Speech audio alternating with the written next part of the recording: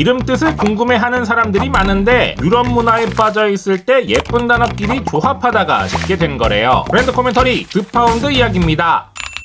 멀티미디어를 전공한 회사원 정은정과 패션 디자인을 전공한 인플루언서 조현수는 브랜드 서포터즈 활동으로 알게 된 사이입니다. 정은정은 기업 소속 웹 기획자로 조현수는 프리랜스 일러스트레이터로 일하기도 했는데 이 경력이 훗날 드파운드 회사의 역할 분담에 큰 도움이 됐대요.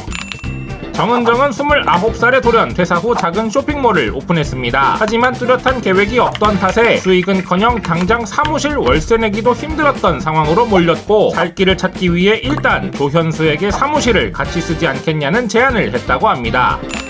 패션 인플루언서의 일러스트레이터로도 나름 잘 나가던 조현수는 사실 별 생각이 없었대요. 브랜드를 만들게 될 줄은 더더욱. 하지만 정은정의 계속되는 구애에 일단 뭐라도 해보자 마음을 고쳐먹게 되었고 드파운드 론칭으로 이어지게 되었다고 합니다. 마침 조현수가 에코백 작업을 하던 것이 있어 그걸로 첫 상품을 만들게 됐습니다. 하지만 에코백은 사은품이라는 인식이 강할 때라 어떻게든 돌파구를 찾아야 했대요. 그래서 봉제 퀄리티 올리려고 공장도 여러 곳을 찾아보고 끈도 리본을 묶을 수 있게 바꿔보고 했대요. 근데 이게 터지네? 당시만 해도 브랜드 슬로건이 패브릭의 감성을 담는 것이라 자연스레 다음 아이템도 캔버스 원단에서 출발하게 됐대요. 달력일 줄은 몰랐는데. 심지어 사은품 취급받던 달력을 굳이 비싸게 만들 필요가 있을까 걱정도 됐다는데 이상하게 이게 또 터지네. 응? 희한하네.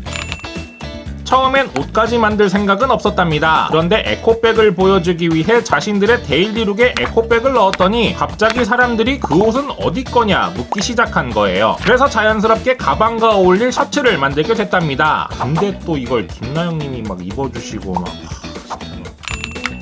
한창 브랜드 주가가 오를 때 외국인 고객 유입이 많았대요. 당시엔 쇼룸이 없을 때라 사무실 주소로 찾아오는 분들이 많았는데 그래서 합정에서 작게 쇼룸을 냈다가 이후 한남에 크게 매장을 열게 됐고 현재는 일본 도쿄에서도 단독 매장을 오픈했을 정도로 해외에서의 반응이 좋다고 합니다. 패션 브랜드가 아닌 포털 브랜드로 불리고 싶다고 합니다. 처음 시작한 아이템이 라이프스타일 카테고리기도 하고 패션 카테고리도 처음에는 에센셜 셔츠 같은 기본 아이템만 하려고 했었다는 게 이유래요. 지금은 그 비중이 5대5 정도까지 됐는데 그래도 계속해서 다양한 걸 만들고 싶다고 합니다. 늘 순탄한 건 아니었어요. 에코백 하나 만들 때도 공장에 빌어야 했고 캘린더는 공장을 못 찾아 둘이 3년 동안 직접 만들고 포장해야 했습니다. 그래도 그 덕에 하루 택배 한 개도 못 보내던 둘은 이제 수십 명의 직원을 거느린 기업 대표가 됐어요. 좋아하는 걸 진심으로 대하니 결국 빛을 본 겁니다. 지금까지 브랜드 코멘터리였습니다.